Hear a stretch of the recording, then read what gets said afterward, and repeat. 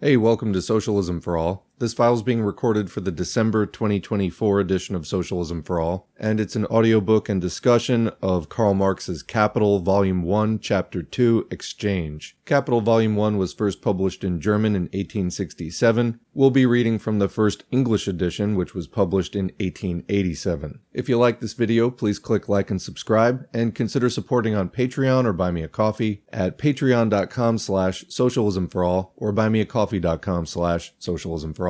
There are links to Patreon and Buy Me a Coffee in the video description. So, as with Chapter 1, we're going to start by reviewing some key concepts and terms that will be presented by Marx in this chapter. So, the title of the chapter again is Exchange, and in this chapter, Marx, having already discussed the nature of the commodity in exhaustive detail in the previous chapter, now gets into the process of exchanging commodities in a capitalist society and some of the implications thereof. And this is important to know if you want to understand the transformation of commodities into money and how markets are formed. So to review from Chapter 1, commodities are the basic unit, or as Marx called them, the cell of bourgeois or capitalist society. And every commodity has two aspects. It is both the use value, which is to say something useful to people in satisfying a want, need, or desire. It doesn't have to be a physical need. In fact, Marx highlighted that there seem to be more goods and services aimed at satisfying mental wants and desires than the physical ones. So that's one side of it, the use value. And then the other side is exchange value, or just simply value. And really important to understand is that use values or useful goods and services can be produced at any stage of historical development, but goods and services become commodities and acquire exchange value only when they're produced for exchange. This happens sporadically in pre-capitalist phases of development, and then in capitalism it becomes the main mode in which goods and services are produced. In other words, they are predominantly under capitalism produced for exchange. The magnitude of value of a commodity is measured by the amount of labor time, as measured in normal units of time, minutes, hours, etc., which are embodied in it, or in other words, that it requires to be produced. And when we talk about the amount of labor time required to produce it, we're talking about socially necessary labor time, which is the average amount of labor time that that particular society at that stage of development can produce that commodity in.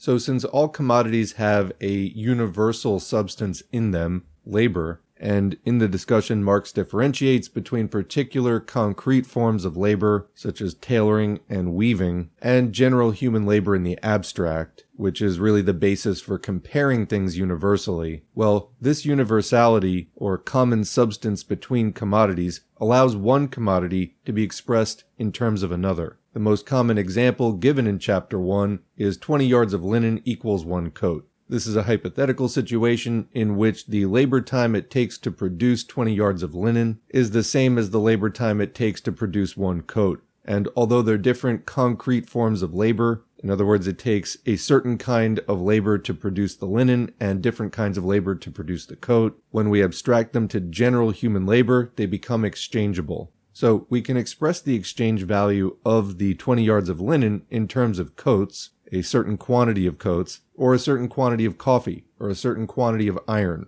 or a certain quantity of any other commodity. But it's not necessarily convenient when trying to exchange all kinds of commodities to be expressing them in disparate terms of coffee and iron, etc. So what happens is one commodity becomes elevated above the rest as a universal equivalent, money. So that becomes the commodity, and in Marx's time it was gold, in which all other commodities have their exchange value represented or expressed. So with that as the foundation, now in this chapter we're going to talk about the process of exchange, first starting with simple exchange, one commodity exchanged for another, and this active exchange leads to the expansion of commodity production and the development of the market, which facilitates more complex exchange. This more complex or expanded exchange isn't just bartering, it now involves money. And throughout this process, we need to keep in mind also the masked nature of the social relations involved, as discussed in Section 4 of Chapter 1, The Fetishism of Commodities.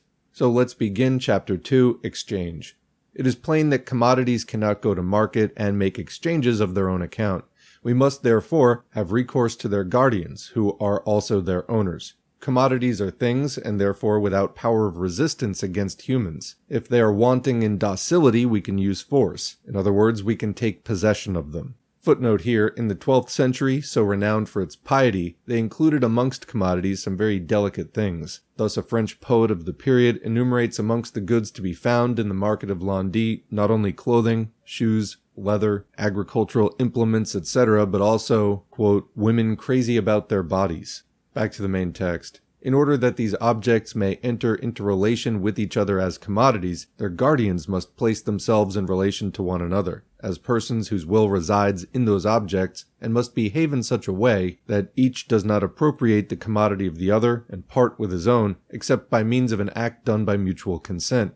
They must therefore mutually recognize in each other the rights of private proprietors. This juridical relation, which thus expresses itself in a contract, whether such contract be part of a developed legal system or not, is a relation between two wills, and is but the reflex of the real economic relation between the two.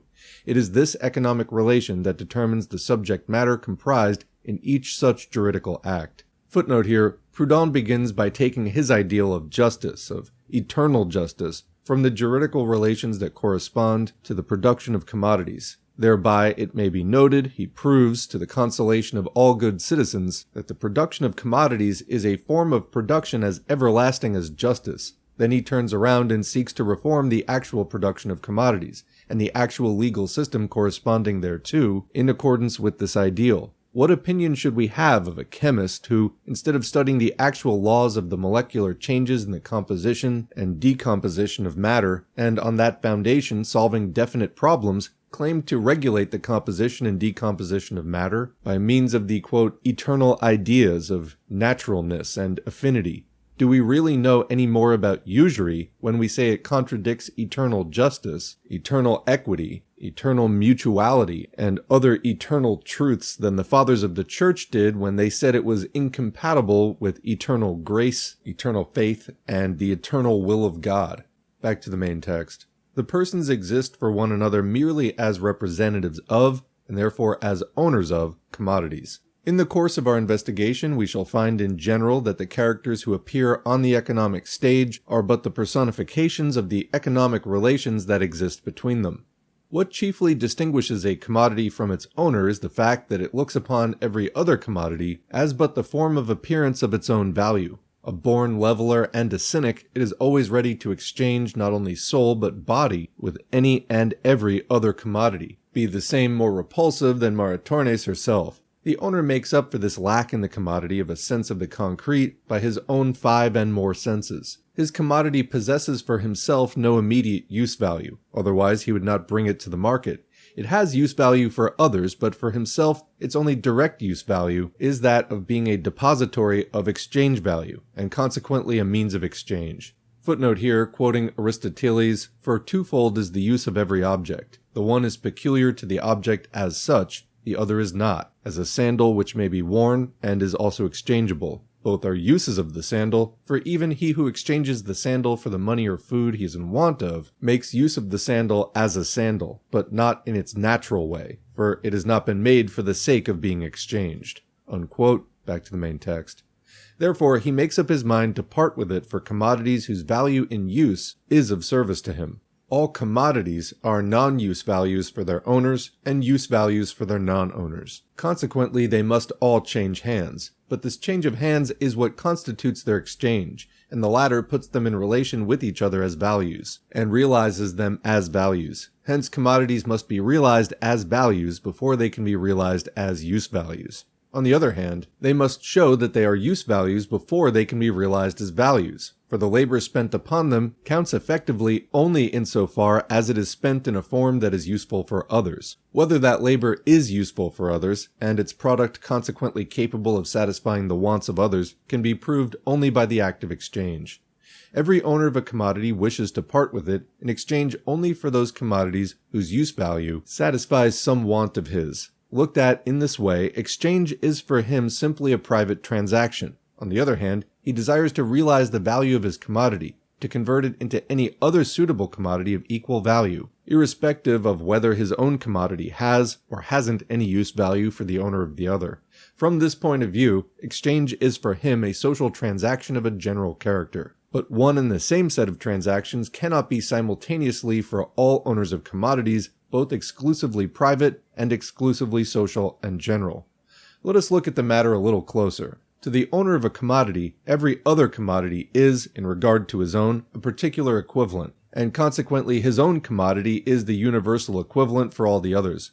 But since this applies to every owner, there is in fact no commodity acting as universal equivalent, and the relative value of commodities possesses no general form under which they can be equated as values and have the magnitude of their values compared. So far, therefore, they do not confront each other as commodities, but only as products or use values. In their difficulties, our commodity owners think like Faust. In the beginning was the deed. They therefore acted and transacted before they thought. Instinctively, they conform to the laws imposed by the nature of commodities. They cannot bring their commodities into relation as values, and therefore as commodities, except by comparing them with some one other commodity as the universal equivalent. That we saw from the analysis of a commodity. But a particular commodity cannot become the universal equivalent except by a social act. The social action, therefore, of all other commodities sets apart the particular commodity in which they all represent their values. Thereby, the bodily form of this commodity becomes the form of the socially recognized universal equivalent. To be the universal equivalent becomes, by this social process, the specific function of the commodity thus excluded by the rest. Thus it becomes money. Quoting Revelation 17:13, these have one mind, and shall give their power and strength unto the beast. And Revelations 13:17, and that no man might buy or sell, save he that had the mark, or the name of the beast, or the number of his name. Unquote. Apocalypse. Money is a crystal formed of necessity in the course of the exchanges, whereby different products of labor are practically equated to one another, and thus by practice converted into commodities. The historical progress and extension of exchanges develops the contrast, latent in commodities, between use value and value. The necessity for giving an external expression to this contrast for the purposes of commercial intercourse urges on the establishment of an independent form of value, and finds no rest until it is once for all satisfied by the differentiation of commodities into commodities and money. At the same time, then, as the conversion of products into commodities is being accomplished, so also is the conversion of one special commodity into money. Footnote here, from this we may form an estimate of the shrewdness of the petty bourgeois socialism which, while perpetuating the production of commodities, aims at abolishing the, quote, antagonism between money and commodities, and consequently, since money exists only by virtue of this antagonism, at abolishing money itself. We might just as well try to retain Catholicism without the Pope. For more on this point, see my work, A Contribution to the Criticism of Political Economy. Back to the main text. The direct barter of products attains the elementary form of the relative expression of value in one respect, but not in another. That form is X amount of commodity A equals Y amount of commodity B. The form of direct barter is X amount of use value A equals Y amount of use value B. Footnote here, so long as, instead of two distinct use values being exchanged, a chaotic mass of articles are offered as the equivalency of a single article, which is often the case with savages, even the direct barter of products is in its first infancy. Back to the main text. The articles A and B in this case are not as yet commodities, but become so only by the act of barter. The first step made by an object of utility towards acquiring exchange value is when it forms a non-use value for its owner, and that happens when it forms a superfluous portion of some article required for his immediate wants. Objects in themselves are external to people and consequently alienable by us. In order that this alienation may be reciprocal, it is only necessary for people, by a tacit understanding, to treat each other as private owners of those alienable objects, and by implication as independent individuals. But such a state of reciprocal independence has no existence in a primitive society based on property in common. Whether such a society takes the form of a patriarchal family, an ancient Indian community, or a Peruvian Inca state. The exchange of commodities, therefore, first begins on the boundaries of such communities, at their points of contact with other similar communities, or with members of the latter. So soon, however, as products once become commodities in the external relations of a community, they also, by reaction, become so in its internal intercourse. The proportions in which they're exchangeable are at first quite a matter of chance. What makes them exchangeable is the mutual desire of their owners to alienate them. In the meantime, the need for foreign objects of utility gradually establishes itself. The constant repetition of exchange makes it a normal social act. In the course of time, therefore, some portion at least of the products of labor must be produced with a special view to exchange. From that moment, the distinction becomes firmly established between the utility of an object for the purposes of consumption and its utility for the purposes of exchange. Its use value becomes distinguished from its exchange value. On the other hand, the quantitative proportion in which the articles are exchangeable becomes dependent on their production itself. Custom stamps them as values with definite magnitudes. In the direct barter of products, each commodity is directly a means of exchange to its owner and to all other persons an equivalent, but that only insofar as it has use value for them. At this stage, therefore, the articles exchanged do not acquire a value form independent of their own use value, or of the individual needs of the exchangers. The necessity for a value form grows with the increasing number and variety of the commodities exchanged. The problem and the means of solution arise simultaneously. Commodity owners never equate their own commodities to those of others, and exchange them on a large scale, without different kinds of commodities belonging to different owners being exchangeable for, and equated as values to, one and the same special article. Such last-mentioned article, by becoming the equivalent of various other commodities, acquires at once, though within narrow limits, the character of a general social equivalent. This character comes and goes with the momentary social acts that called it into life. In turns and transiently, it attaches itself first to this and then to that commodity. But with the development of exchange, it fixes itself firmly and exclusively to particular sorts of commodities, and becomes crystallized by assuming the money form. The particular kind of commodity to which it sticks is at first a matter of accident. Nevertheless, there are two circumstances whose influence is decisive. The money form attaches itself either to the most important articles of exchange from outside, and these in fact are primitive and natural forms in which the exchange value of home products finds expression, or else it attaches itself to the object of utility that forms, like cattle, the chief portion of indigenous alienable wealth. Nomad races are the first to develop the money form because all their worldly goods consist of movable objects, and are therefore directly alienable, and because their mode of life, by continually bringing them into contact with foreign communities, solicits the exchange of products. Man has often made man himself, under the form of slaves, serve as the primitive material of money, but has never used land for that purpose. Such an idea could only spring up in a bourgeois society already well developed. It dates from the last third of the 17th century, and the first attempt to put it in practice on a national scale was made a century afterwards, during the French bourgeois revolution. In proportion as exchange bursts its local bonds, and the value of commodities more and more expands into an embodiment of human labor in the abstract, in the same proportion the character of money attaches itself to commodities that are by nature fitted to perform the social function of a universal equivalent. Those commodities are the precious metals. Precious.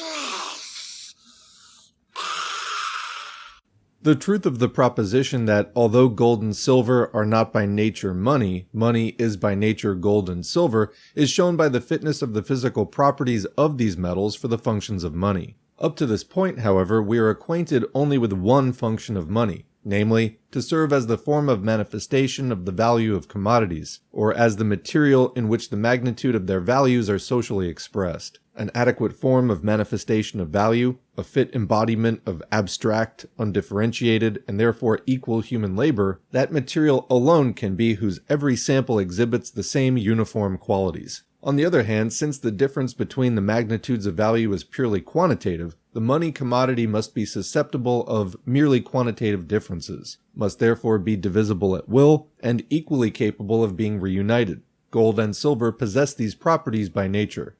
The use value of the money commodity becomes twofold. In addition to its special use value as a commodity, gold for instance serving to stop teeth, to form the raw material of articles of luxury, etc., it acquires a formal use value, originating in its specific social function. Since all commodities are merely particular equivalents of money, the latter being their universal equivalent. They, with regard to the latter as the universal commodity, play the parts of particular commodities.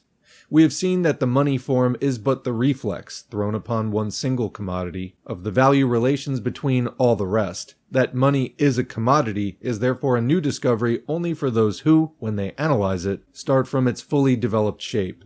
Footnote here, quote, "Silver and gold themselves, which we may call by the general name of bullion, are commodities, rising and falling in value. Bullion then may be reckoned to be of higher value where the smaller weight will purchase the greater quantity of the product or manufacture of the country." That's quoting from A Discourse of the General Notions of Money, Trade, and Exchanges as They Stand in Relation to Each Other, 1695. Another quote, "Silver and gold, coined or uncoined, though they are used for a measure of all other things, are no less a commodity than wine, oil, tobacco, cloth, or stuffs." That's quoting from A Discourse Concerning Trade, and that in particular of the East Indies, 1689. One more quote, "The stock and riches of the kingdom cannot properly be confined to money, nor ought gold and silver to be excluded from being merchandise." That's quoting from the East India Trade, a most profitable trade, 1677. Back to the main text. The act of exchange gives to the commodity converted into money not its value, but its specific value form. By confounding these two distinct things, some writers have been led to hold that the value of gold and silver is imaginary. Footnote here, quoting Galliani, "Gold and silver have value as metals before they are money." Locke says, quote, "The universal consent of mankind gave to silver, on account of its qualities which made it suitable for money, an imaginary value." Unquote. Law, on the other hand, quote, "How could different nations give an imaginary value to any single thing, or how could this imaginary value have maintained itself?" Unquote. But the following shows how little he himself understood about the matter. Quote, "Silver was exchanged in proportion to the value and use it possessed. Consequently, in proportion to its real value. By its adoption as money, it received an additional value." It's quoting from Jean Law. Back to the main text. The fact that money can, in certain functions, be replaced by mere symbols of itself gave rise to that other mistaken notion, that it is itself a mere symbol. Nevertheless, under this error lurked a presentiment that the money form of an object is not an inseparable part of that object, but is simply the form under which certain social relations manifest themselves. In this sense, every commodity is a symbol, since, insofar as it is value, it is only the material envelope of the human labor spent upon it. Comment. So remember here, when Marx is talking about value in the sense of exchange value, when he says it is only the material envelope of the human labor spent upon it. So he's not saying that the use value ceases to exist, but insofar as it is value, that is, considering it only in the one side of its twofold nature that is exchange value, it is only the material envelope of the human labor spent upon it, because that's where the value comes from. Continuing with a footnote, quoting Fourbinet, "Money is there, the commodity's symbol. As a symbol, it is attracted by the commodities." Quoting Montesquieu, "Money is a symbol of a thing and represents it." Quoting Latrosne, "Money is not a mere symbol, for it is itself wealth. It does not represent the values, it is their equivalents." Quoting Hegel, "The notion of value contemplates the valuable article as a mere symbol. The article counts not for what it is, but for what it is worth." And going into Marx's comments, "Lawyers started long before economists the idea that money is a mere symbol, and that the value of the precious metals is purely imaginary. This they did in the sycophantic service of the crowned heads, supporting the right of the latter to debase the coinage, during the whole of the Middle Ages, by the traditions of the Roman Empire and the conceptions of money to be found in the Pandects. Let no one call into question," says an apt scholar of theirs, Philip of Valois, in a decree of 1346, "that the trade, the composition, the supply, and the power of issuing ordinances on the currency belongs exclusively to us and to our royal majesty, to fix such a rate and at such price as it shall please us and seem good to us." Unquote. It was a maxim of the Roman law that the value of money was fixed by decree of the emperor. It was expressly forbidden to treat money as a commodity. Quote, "However, it shall not be lawful to anyone to buy money, for, as it was created for public use, it is not permissible for it to be a commodity." Unquote. Some good work on this question has been done by G.F. Panini. In the second part of his work, he directs his polemics especially against the lawyers. Back to the main text. But if it be declared that the social characters assumed by objects, or the material forms assumed by the social qualities of labor, under the regime of a definite mode of production, are mere symbols, it is in the same breath also declared that these characteristics are arbitrary fictions, sanctioned by the so-called universal consent of mankind. This suited the mode of explanation in favor during the 18th century. Unable to account for the origin of the puzzling forms assumed by social relations between man and man, people sought to denude them of their strange appearance by ascribing to them a conventional origin. It has already been remarked above that the equivalent form of a commodity does not imply the determination of the magnitude of its value. Comment: remember, the magnitude of value is more of an absolute and not a relative quantity. It's the amount of labor time contained in a commodity. Continuing, although we may be aware that gold is money, and consequently directly exchangeable for all other commodities, yet that fact by no means tells how much 10 pounds, for instance, of gold is worth. Money, like every other commodity, cannot express the magnitude of its value except relatively in other commodities. This value is determined by the labor time required for its production, and is expressed by the quantity of any other commodity that costs the same amount of labor time. Footnote here, quote, if a man can bring to London an ounce of silver out of the earth in Peru, in the same time that he can produce a bushel of corn, then the one is the natural price of the other. Now, if by reason of new or more easier mines a man can procure 2 ounces of silver, as he formerly did 1, the corn will be as cheap at 10 shillings the bushel as it was before at 5 shillings. That's quoting William Petty, A Treatise of Taxes and Contributions, 1667. Back to the main text. Such quantitative determination of its relative value takes place at the source of its production by means of barter. When it steps into circulation as money, its value is already given. In the last decades of the 17th century, it had already been shown that money is a commodity. But this step marks only the infancy of the analysis. The difficulty lies not in comprehending that money is a commodity, but in discovering how, why, and by what means a commodity becomes money.